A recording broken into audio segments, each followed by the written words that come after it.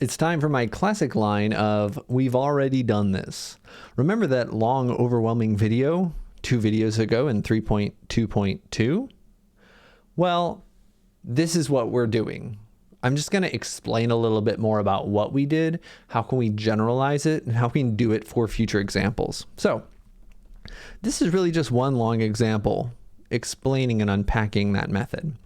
How do we find eigenvalues and eigenvectors for some matrix?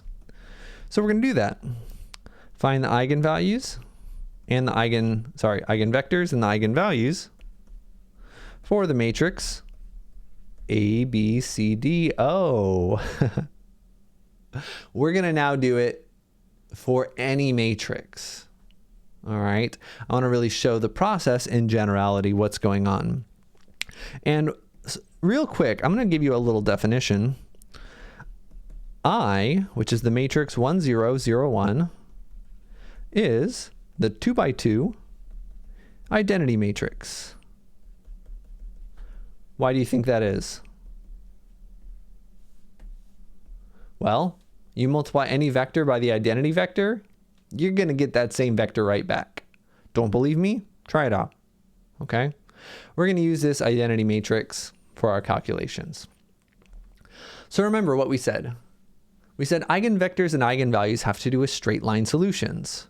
If lambda is positive, the solution is going to be going away from the origin. If lambda is negative, it's going to be going towards.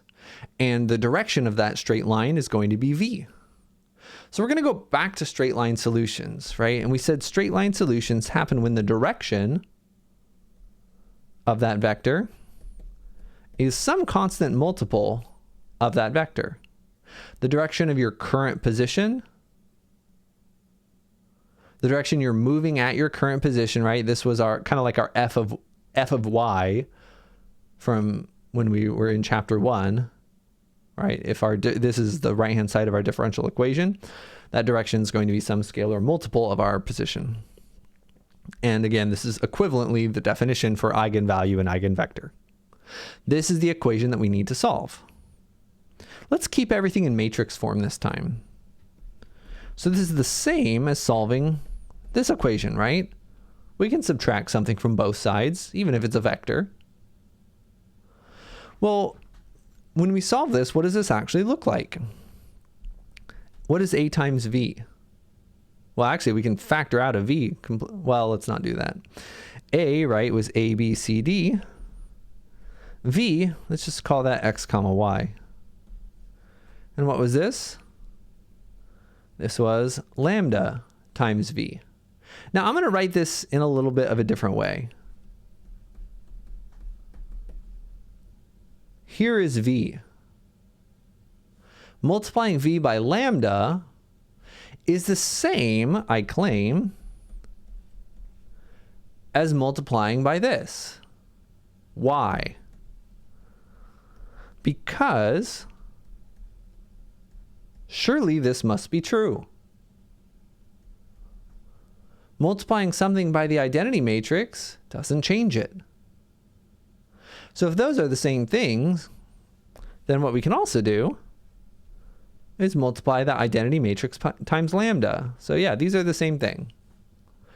And this allows us to now kind of factor in a sense.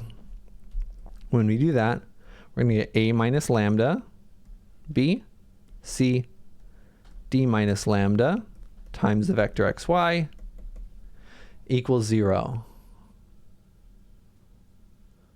And we're curious about when this has non-trivial solutions. Because, right, if x and y are 0, yeah, this is solved when x and y are 0. That's boring. Every differential equation of this form is also solved when x and y are 0. That's an equilibrium point. 0, 0, always an equilibrium point of these types of linear equations, homogeneous ones. So that's boring. We want non-trivial solutions. In 3.1, right, we had a theorem. I think it was a theorem that said we have non-trivial solutions when the determinant is equal to 0. So what is this determinant? What is this matrix? I told you we had a special name for it, and now is the time. It's just the matrix A minus lambda times the identity matrix, right? It's just A minus lambda times I. That's this matrix. So oftentimes, maybe you want to box this. This is going to be important. And I wouldn't necessarily use this as a formula. I do think there's a ton of value of going through the whole process and seeing why we're doing it. It's very common for differential equation students to just memorize certain formulas for finding eigenvalues and eigenvectors, but I really do think it cuts out a lot of understanding. It saves time, but you lose the big picture. It's like, well, why does this matter? And of course, it's much harder to remember why it matters. It matters because of the theorem saying this is when non-trivial solutions happen. And we really want non-trivial solutions because otherwise we just are stuck with 0, 0. So what is the determinant of this matrix? Let's set it equal to 0. Well, we know that. The determinant of this matrix, we know how to find that. It's going to be A minus lambda times D minus lambda minus the other cross. We need that to equal 0. So we're going to have to solve this equation. How are we going to do that? We're always going to FOIL it out. We're going to AD minus A lambda minus D lambda plus lambda squared minus BC equals 0. And we're going to get some kind of quadratic equation here in lambda, right? We could rewrite this. This is lambda squared plus something times lambda. What is it times lambda? Negative A minus D. So if you wanted to, right, you could write this as minus A plus D times lambda. And then again, it's plus AD minus BC, which actually is the determinant of A. So this is a quadratic equation, right? Quadratic term, linear term, constant term. These are all going to be numbers. You can solve this. This is what's known as the characteristic polynomial.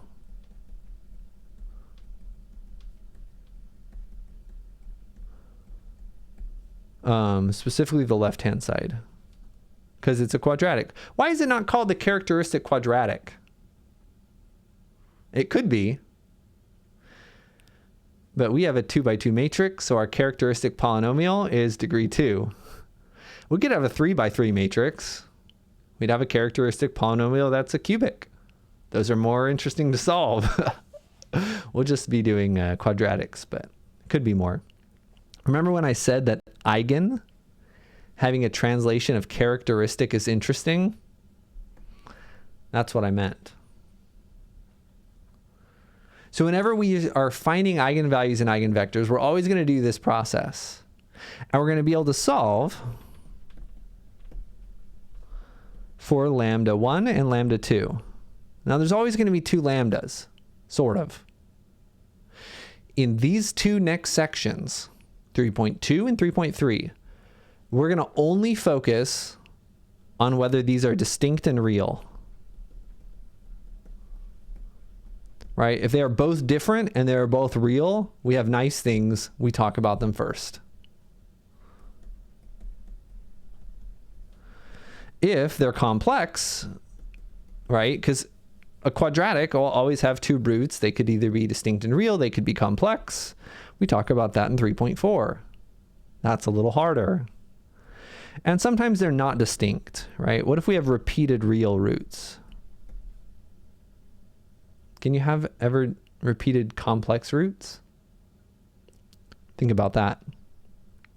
The answer is no. If we have repeated real roots, that's what we're going to talk about in 3.5, I believe. So you are here right now.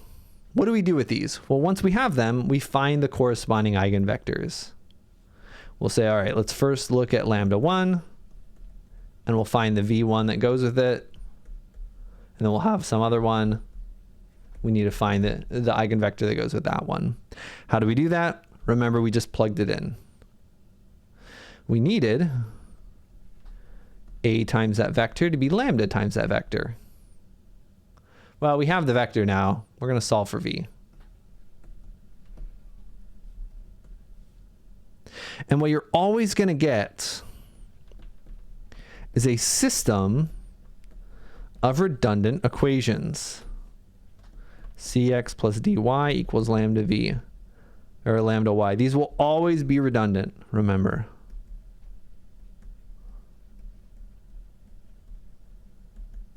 Because there have to be infinitely many vectors, right? They all have to be a scaling of each other. They need to be in the same direction. All right, if they're not redundant, we made a mistake. And if you really don't like how general this is, don't worry. I'm going to do a short example together in the next video. But once you solve for this, you can just choose one such pairing of x and y, and that's your eigenvector. Okay, so that's our process. You do the same thing for V2. We're going to do an example of this. Again, another example of this with actual numbers in the next video. But this is the process. This is generally what we're doing.